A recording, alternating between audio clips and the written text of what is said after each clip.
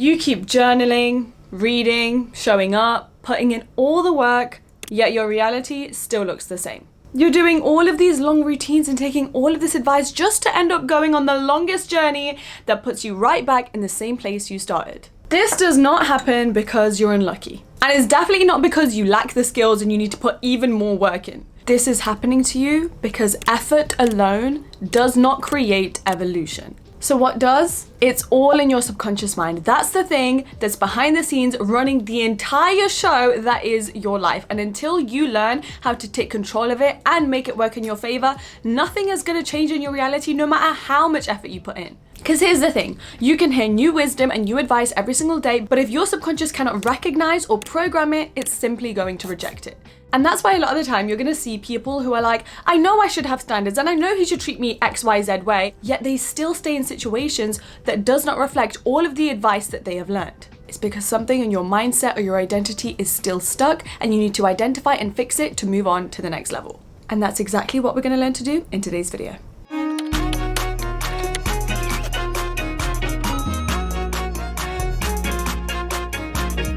In this video, I'm breaking down every single thing you need to know and learn about your subconscious mind, along with actionable steps that you can use to actually fix your problem. And then at the end, I'm going to be giving you guys a few mindset shifts so that I can just change your perspective on this forever so that you're just not stuck in the same place ever again.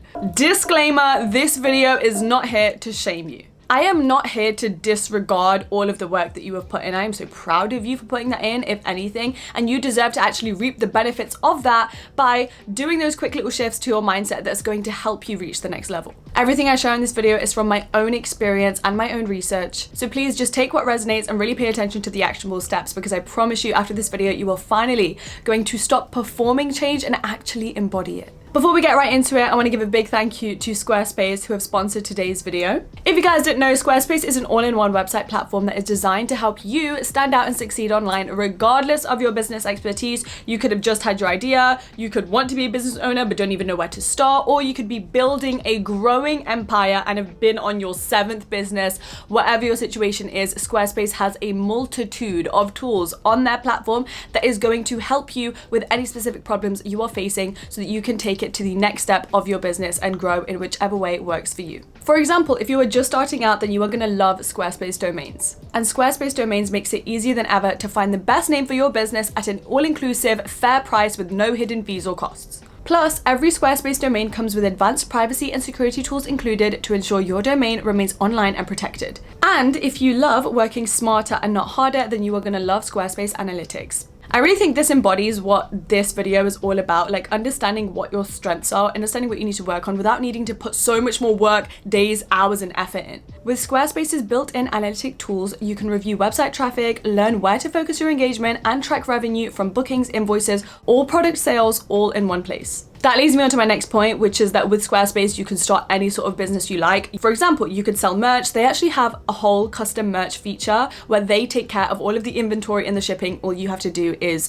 do your design, send it off, and they are going to ship it and create it for you. Or you can just sell content. If you have existing content out there where you make courses, memberships, blogs, you can just start a fully customizable website and start earning extra revenue by putting your existing content behind a paywall. And then all you have to do is choose whether you want to charge your audience a one-time fee or a subscription fee. If you guys would like to get started, you can go to squarespace.com to start your free trial. And then whenever you're ready to launch, come back to this video and click my unique link. It's squarespace.com/tamkaur, and that will get you 10% off your first purchase of a website or a domain. Okay, it's time for your reality check. First of all, we need to understand what the subconscious mind actually is so that you are going to understand how your brain is working for you and against you on a day-to-day basis. We often think that our conscious mind is what's running the show. That is where all of the information you learn from books or YouTube videos is stored. But your subconscious mind runs everything. This is where your habits, your emotions, your self-image, your confidence is stored. Basically, you can read 100 books, but you are not going to internalize or remember any of that advice or even be able to live by it if your subconscious code cannot agree with it. Your subconscious stores every single thing you have ever heard, felt, or experienced. So a lot of the time, it is running your life based on your childhood trauma. The things that you have felt the most negative emotion by, it still remembers all of that. Even though you might might not do consciously. Your subconscious mind only reacts to what it feels is familiar or safe. Because your negative experiences feel familiar and safe to it, it's constantly trying to drag you back there. That's why you consistently attract people that fit into all of the other toxic people you used to have in your life. That's why if growing up or seeing your parents in a certain dynamic made you feel like love was associated with struggle and chaos, that's now going to be reflected in your adult life, even though you're consciously trying to date different people. If you grew up trying to prove your worth or people please to earn love, and you just weren't sure of your worth, you were just going to keep attracting chaos and low frequency and low value people into your life.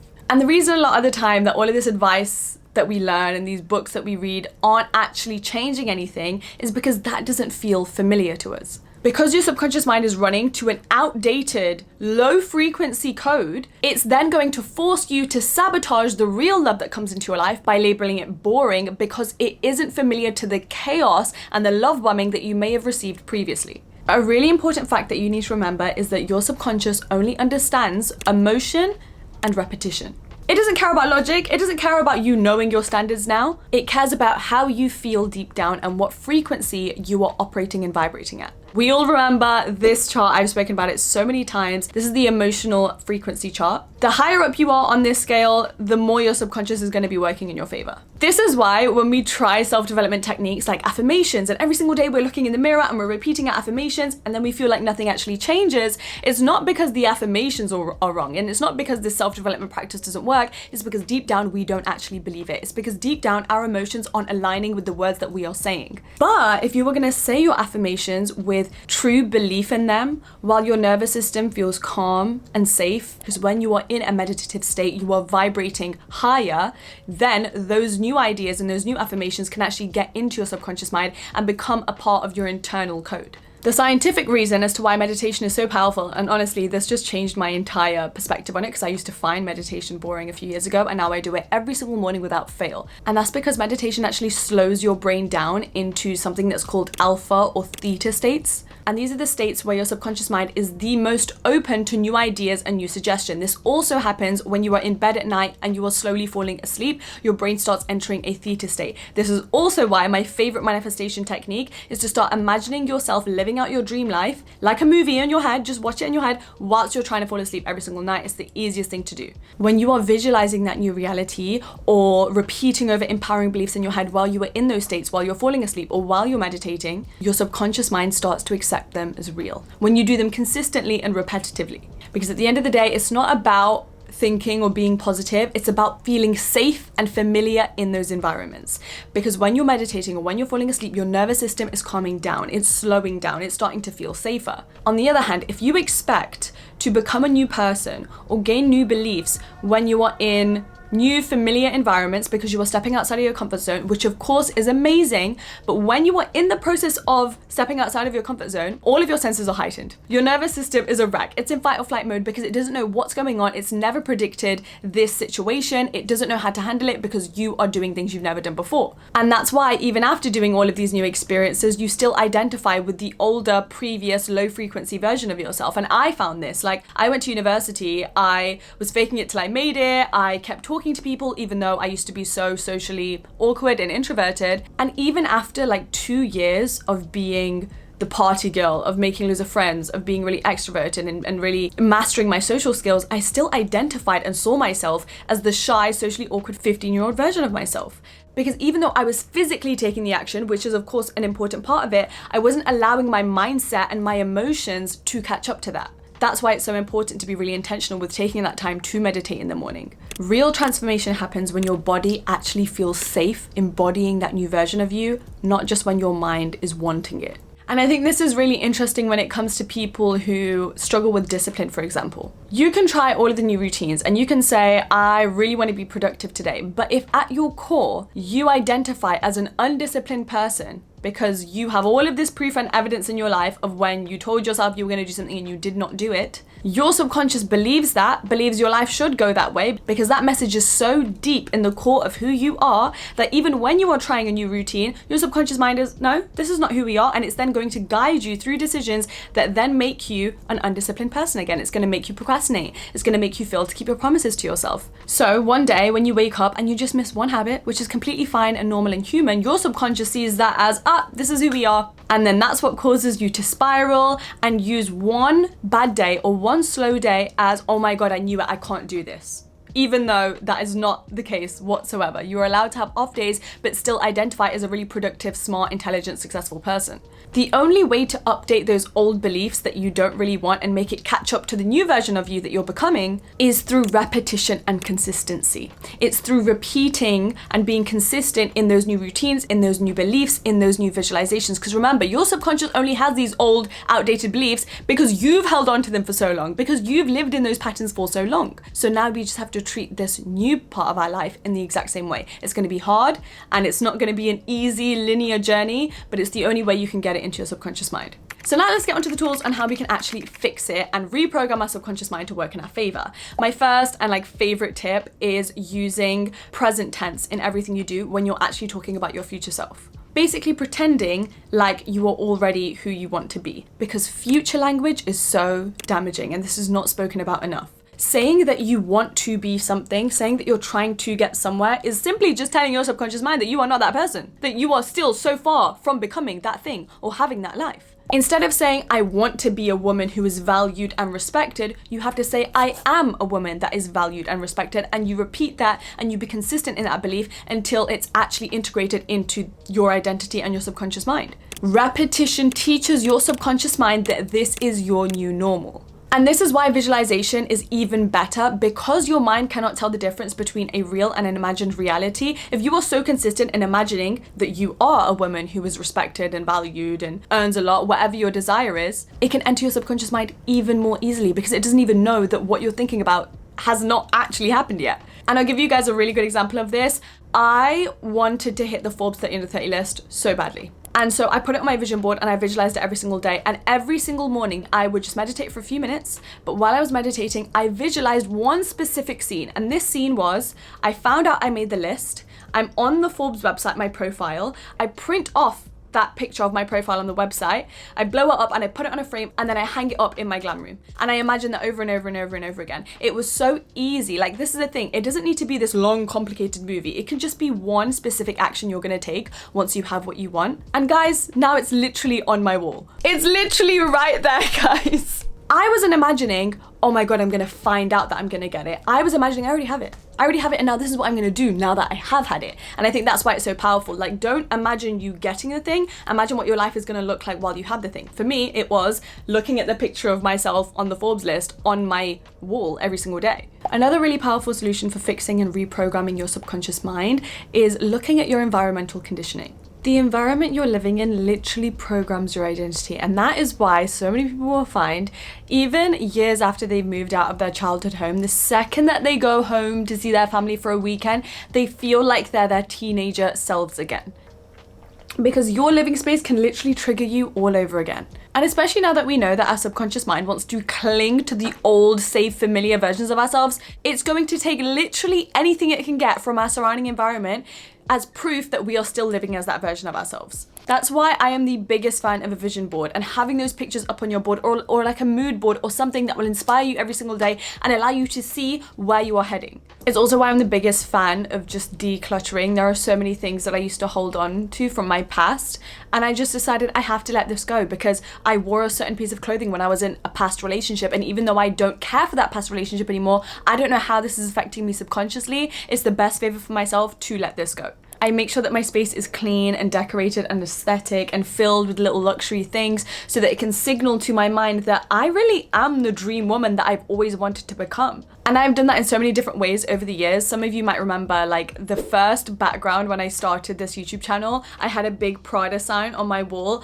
I could not afford anything designer back then, yet I still had it there because I knew that was the lifestyle I was heading for. And now, this is my background. So sometimes it's not even about worrying about what you're thinking about and what you're saying, but simply what you surround yourself with will allow your subconscious to catch up and recognize, oh, this luxury or this environment is normal, is familiar, and it catches up to your dream life. But going even further than environment, I think food is a huge thing as well. Along with your lifestyle and your day-to-day actions, every single thing you are choosing to do or choosing to consume is a vote for who you are becoming. Every single choice you make is telling your subconscious, am I still fitting into this old box of who I used to be that you want me to be? Or is this so different that you are finally starting to understand through this repetition and consistency that I am the woman that I'm trying to become? For example, the food that you choose to eat every single day is programming your mind and your identity. If you are constantly disrespecting yourself by not feeding yourself, by not giving yourself the proper nutrition, that becomes a core part of your identity. Same with your lifestyle. If you are overworking yourself, you are never allowing yourself to rest. Why would your mind ever think you are deserving of the luxury and the rest and the abundance that you want when your current lifestyle isn't even reflecting that? You're not giving yourself any abundance in your time and your rest. And going even deeper on that, when you are burning yourself out and working so much, your nervous system is all over the place. Your cortisol levels are higher than ever. You are so stressed that you are not allowing yourself to feel safe to actually input new affirmations and new beliefs into your subconscious mind. And then the same goes for what you consume online. Every single thing you scroll past, every single thing you entertain, you think about, you comment on, you are just accepting as another part of your reality. And this is why I hate the whole like, men are trash or this celebrity got cheated on. Yes, while that may be true, that is then not true for every other person in the world. And it's like when we see one bad thing, like a plane crash, we don't ever recognize the thousands of planes every single day that land safely. We don't acknowledge the hundreds of thousands of couples that have spent their entire lives together being so loved up. No, instead we jump to men aren't loyal, men are trash, everybody gets cheated on. And from that, your subconscious is learning this is the world we live in. Nobody is safe. Nobody's gonna treat you right. You can't trust anyone. So no, what you consume is not just entertainment. It is literally programming your beliefs. It's literally the difference between you having an abundance versus a scarcity mindset. So it's not just about caring for your physical environment, but also your digital one. To finish us off, let's of course go through some mindset shifts to really drill this new perspective in. Hopefully by now you have realized your to-do list isn't what creates results, your identity does. We've all been tricked into thinking that strategy equals success, but the truth is, it's our identity that even decides whether the strategy lands in the first place. Two people can follow the exact same plan, but only one will see results. Why? Because the one that succeeds believes that they are actually ready for it, they are worthy of it, they are the person that will be able to live that lifestyle and have that result. They feel safe in it, they feel familiar, they've normalized that reality for themselves so that they can attract it even easier. The other person has put in all the hours, all the effort, all the work, which actually, I would argue, is an example of a scarcity mindset because they are pushing themselves so much to try and signal to their mind that they are worthy of this and they can earn it because they have tried so much harder than anyone else, when really if they were just safe in it and if they had just normalized it, they wouldn't have to burn themselves out to get it. Until you shift your identity to match your output, you are just performing over productivity. And I did this for so many years and I feel like my life is actually really changing and I finally mastered the balance that I struggled with for so many years. It wasn't a struggle, it wasn't a time struggle, it was an identity struggle. It's because I felt guilty for any success I had or any abundance that came my way, so I felt that I had to burn myself out in order to be worthy of it. So I think the easiest shift when mastering this is simply to ask yourself, how would my future self respond and act in this situation right now? They would feel normal, they would feel calm, they wouldn't be scared or nervous or feel like they have imposter syndrome and they don't belong in this room. So then why am I? And then with this, it's really important to be militant about anything around you that keeps reinforcing your old identity, whether it be environment triggers like we spoke about, or especially people. I'm telling you, every single person is gonna have at least one other person in their lives that doesn't want them to step out of the box that they have created for them in their head. People want to feel comfortable and familiar and like they know you. The second that you start to grow and become a brand new, higher version of yourself, it makes other people feel uncomfortable. And some people are gonna learn to step past that discomfort and grow with you.